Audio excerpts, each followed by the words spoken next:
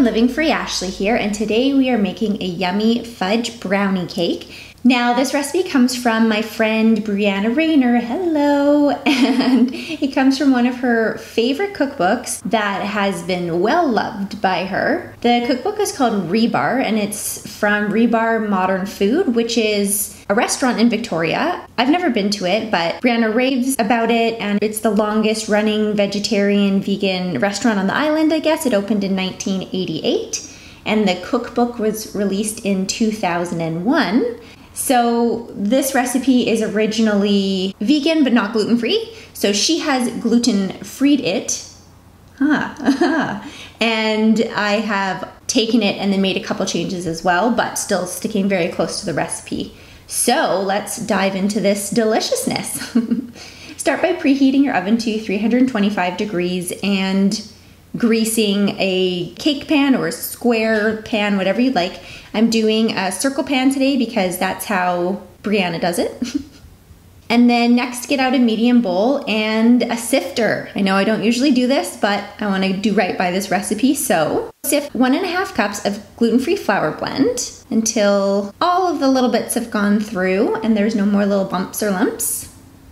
Next, into the sifter, add 1.5 cups of organic cocoa powder, 3/4 cup or 1.5 cups of packed brown sugar as per the original recipe. More on this to come. 1.5 teaspoons of baking soda, 3/4 teaspoon baking powder, and 1 teaspoon of sea salt.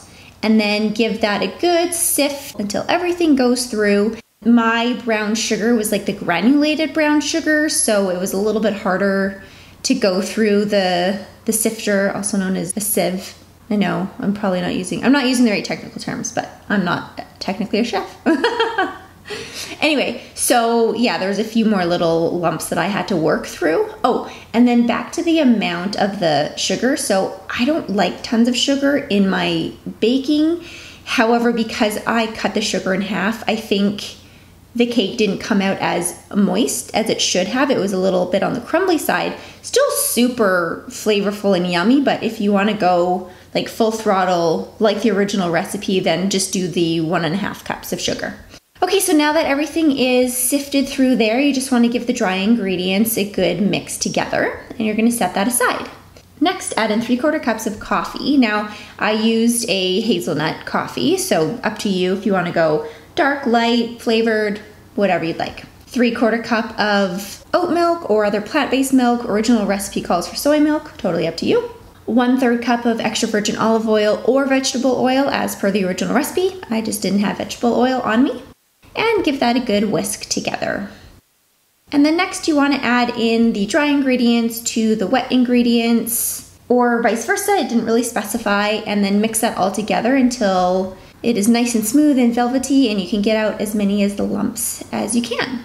And look at that delicious batter. I definitely had a few little tastes of this before it was baked. Okay, next you want to pour that into your cake pan and top it with 1/4 cup of vegan chocolate chips or chocolate chunks. The original recipe calls for carob chips. Those are just a little harder to find, so your call. And you want to bake that for about 25 minutes or until a toothpick inserted comes out clean. Now you want to let that completely cool before you move on to the frosting. And to make the frosting, you want to melt a cup of vegan chocolate chips with 1/4 cup of vegan butter. Again, this is just how I did it. The original recipe called for a little bit more. And then I also added a dash of sea salt, and I just melted it over medium-low heat until it turned into this beautiful, velvety, chocolatey deliciousness. I guess it's more of a glaze than a frosting. And then you pour that over top of your cooled cake, and then just spread it all out until it's all even. And so nice, so glossy. And then you pop that in the fridge until the glaze is set. All right, so this is what it looks like out of the fridge. I just took a knife and went around the edges so it was easier to pop off, and then took that little circular pan off, and voila, here is your fudge brownie cake that is, so decadent, so delicious.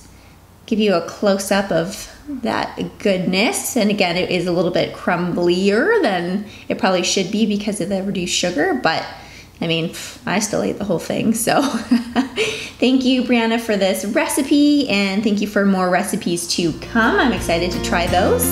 And cheers to living free.